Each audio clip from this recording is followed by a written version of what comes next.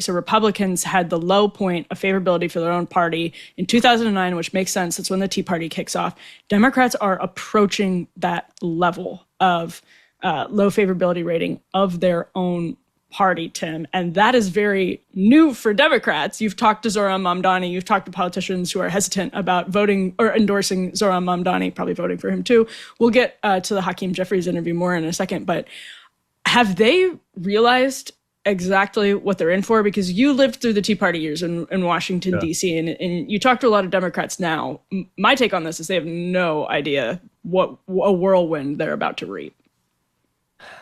I mean, they're aware that it's bad. I guess I'd say this. Awareness is the first step towards recovery, the problem. Are they, but like the level of awareness is not high enough, I guess I would put it like that. So at least they're having some conversations about it. In some ways, I think that there's some parallels to the Tea Party element about just how the voters are just rabid and desperate for somebody that's a fighter and represents them, and they feel unrepresented kind of by the last few nominees. It's not like they didn't like Kamala Biden or Hillary, but in some ways that lineup is not so dissimilar from like McCain and Romney to the Republicans, right? Just in the sense that like, okay, we were fine to vote for them, but we didn't get what we wanted really, right? And we didn't get things that like something that we were really passionate about.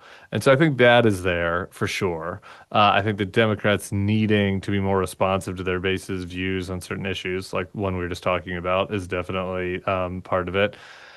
One potential difference, though, is the Democrats' coalition is more diverse. And I don't really necessarily even mean that just like by skin color, but I just mean like old black voters, young black voters are kind of different.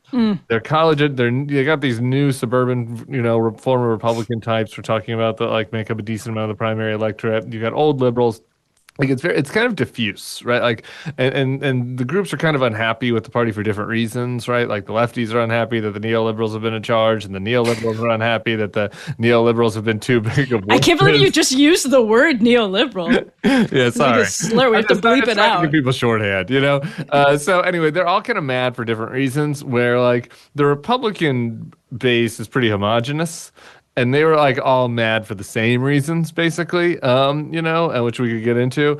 And so it was, I think, a lot easier for like Tea Party insurgents to galvanize a majority and overthrow candidates. I'm like a little bit skeptical that we'll see the same exact thing like on the left.